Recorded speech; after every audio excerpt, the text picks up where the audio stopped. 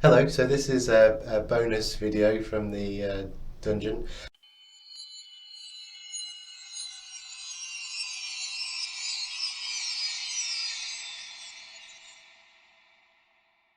So I managed to get one curtain up, which is there. It doesn't sound like it's making that much difference at the moment. I got some mats as well for the floor. Yeah, so this, it's a bit of progress. I've also found out that this room isn't particularly watertight. Pete and I, when we came in the weekend, because when we were going to paint and it was raining, I thought, well, we came in to see how bad it was, and it wasn't dripping at all. But we've had quite a lot of rain over the last few days, and now, yeah, it's like there's all along one part of the ceiling is leaking, and in the corner. But as long as it's not raining when we film, it should be okay, just a bit damp. Spider news. There are fewer spiders in here now. There are some snails. The spiders that are here, there's two really big ones, like this big. And then there's a really nasty looking one. All of this will be, I don't know what I'm going to do. So a couple of videos ago in the Summer in the City video, there was a competition to guess what film I was watching on the train, and the film I was watching was The Decline of Western Civilization Part 1. Paz guessed correctly, who I'd met. I didn't think anyone would get it. I didn't actually have a prize prepared. I've still got this stack of DVDs that cost £1, so I thought I would give away one of those. The one I chose is called Hell's Mouth. It's got a rather impressive picture of an oil rig being attacked by a giant octopus or something on the front. A group of scientists testing an experimental cleaning fluid. So that's exciting. It's a terrible prize. So the reason for this video is a YouTuber called Jay tagged me in the Filmmaker Tag. So the first question in the Filmmaker Tag is, what made you want to make films? There was a particular, when I made the first sort of big short film I made was the film called Jenny Ringo and the Monkey's Paw. I linked to it in the last in my last video, and I'd been working on a feature, this sort of horror feature, for I think about 2 years, 2.5 years. It probably gets longer every time I tell the story, but it'd been a long time and it was going nowhere. And I'd kind of done everything on this script. I'd taken, every time someone else became involved with it, like a new cast member or a new producer, or sometimes the actor's agents, like all kinds of ridiculous things. I'd get some notes on the scripts, and then because everyone was kind of desperate to get this thing made, it'd be like, right, can you do this, because we need to get this person involved to get the money. So I would go away and spend another sort of month working on it. It was an incredibly frustrating experience, and the thing that kind of drove me through it was that well, this will get made, so at the end of this we'll have a film. So it doesn't matter that I don't necessarily agree with all the notes, and I don't necessarily think that this is sort of helping the project. I will just do the writing, and at the end of it, I was sort of left with an awful script that never got made anyway. And I had a few similar experiences to that. That wasn't, a lot of things about that experience were quite positive. I mean, I met some really nice people and met some great contacts, so it wasn't a wasted experience, but I came away with it with, there's something, it's not particularly creatively fulfilling to work on something like that. Like, it is for the first few drafts, and sometimes when someone who really knows the stuff comes onto it and kind of shakes things up a bit, it can be interesting and exciting.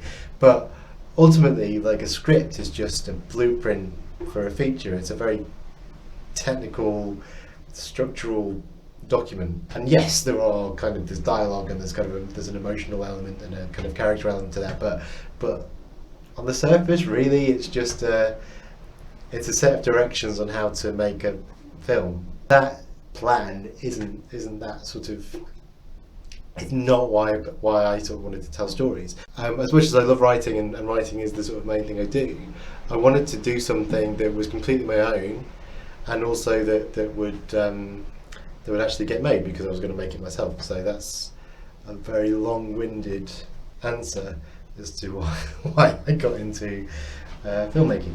So the next question is the favourite film ever and why. So my favourite film ever is a film called Gone Crazy.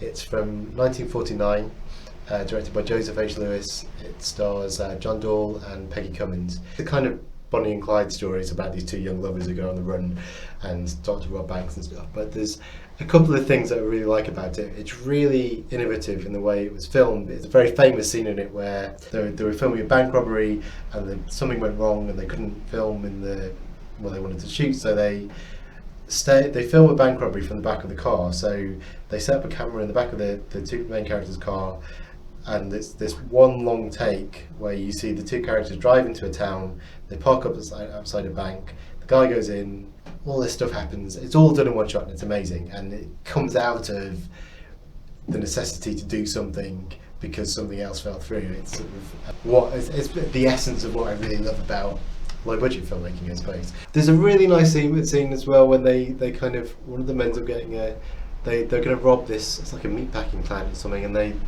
end up having to get jobs there to sort of scope the place out, and you suddenly see them in this kind of very normal existence in this plant, contrasted with when they eventually rob it. And the love story element's really interesting. Like, it's kind of sold as this film where the Peggy Cummins character is this evil, horrible woman who's seduced this innocent guy and forced him into this life of crime. That's how the sort of publicity campaign runs, and that's how you, even watching it the first time, you you sort of get that. But there are moments when the two characters are clearly quite genuinely in love, and that what happens to them, that just makes what happens to them even more tragic. I mean, it's one of the best films ever made. It's amazing. It's definitely worth checking out. That's my favourite film. God, this is going to be the longest video ever. It's the best part of making a film. My favourite experience ever making a film was I made 3 Jenny Ringo films in total, and the second one was called Jenny Ringo and the Cabaret from Hell. So there's a scene in that where the villain in the film keeps this sort of monster in a bucket, which he uses to kill people. We were filming that scene, and it involved my friend Geraint, who designed and built the creature. Basically, he was under a table with his hand through this bucket, and and he operating the puppet that was the monster. And in the bucket was all this sort of blood type sludge. We filmed the scene. We started filming the scene, and we filmed all the stuff closest to the monster and things. And then he sprung a leak, and it was sort of, so he was under this table with like operating this puppet with this fake blood and gunk dripping out onto him, and you kind of looked into the table and it looked like he was sort of had some horrible injury or something that was just covered in stuff. Filming that sequence was just the most fun I think I've ever had filming something. Like, it was kind of stressful, and like I was panicking a bit because we had to finish all these shots, and we were kind of, basically this thing was disintegrating in front of us, and I was worried. We were filming in a hotel, and I was a bit worried that we were just going to soak the carpet with this stuff that wasn't going to come out. But it was really exciting, and it was really kind of, it reminded me of like watching, like I remember watching like the making of Evil Dead 2 and just thinking, God, that looks like a lot of fun, like filming stuff with creatures and effects and like practical effects. So that was essentially, I guess that's my answer, is filming with anything where you get to film with like monsters and effects is amazing. What are you working on right now? Obviously I'm working on this web series, so watch the other videos to find out about that. I won't explain that because this video is going to be about half an hour long. What do you do when you're not filmmaking? Well, I have a job that's completely unrelated to filmmaking, so I'm not going to talk about that here.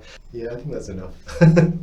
Who are some of your inspirations? I think probably my biggest inspiration is Clive Barker, the writer, but actually because of his, I was massively into his writing when I was a kid, but I was too young to be reading it really. So he made these 2 short films, these 2 avant-garde short films before he made Hellraiser, and they're on, I had this sort of VHS copy of them, but you can get them on, I think they're on the sort of one of the Hellraiser sort of box sets or something. There's yeah, I've got them on DVD as well. I mean, he admits that they're not very good. I found them, when I saw them when I was, I don't know, 13, 14 I suppose, I found them incredibly inspiring because they're really imaginative. A lot of experimentation in them. They do this amazing effect where they skin someone alive in the films, and it's done like, even watching it now, it looks horrible and disgusting.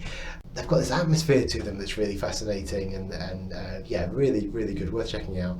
I think Salome, the one which is sort of based on the Oscar Wilde play, and also The Forbidden, I think, is the other one. But what was more interesting to me was more inspiring to me was the interview. There was an interview on the VHS copy I had of these films with Clyde Barker, and Doug Bradley was on it, and Doug Bradley, who played Pinhead, who I ended up working with on 10 Dead Men. So yeah, there was this interview sort of talking about how they made the films, and it's very much because they were so low budget. Yeah, they were just these sorts of art students in their 20s, kind of experimenting, and I think that was the first time I'd sort of seen that particularly. I mean, there was just there's something very powerful about that, about getting a camera and filming stuff and seeing what happens. He then goes on to make Hellraiser and to write these amazing books. I thought was really inspiring because it's also, it kind of shows you that there's not one path. There's sort of various different paths you can take. You don't have to, which is partly why I'm doing this web series, because I don't think you just have to be a writer and that's it, or just a director and that's it. So that was a really long answer. No change there.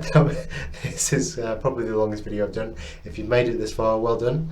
Please leave me a comment if you have anything to comment on. Thank you for watching. If you're interested in seeing more of these, please subscribe, and I'll see you next time. Bye.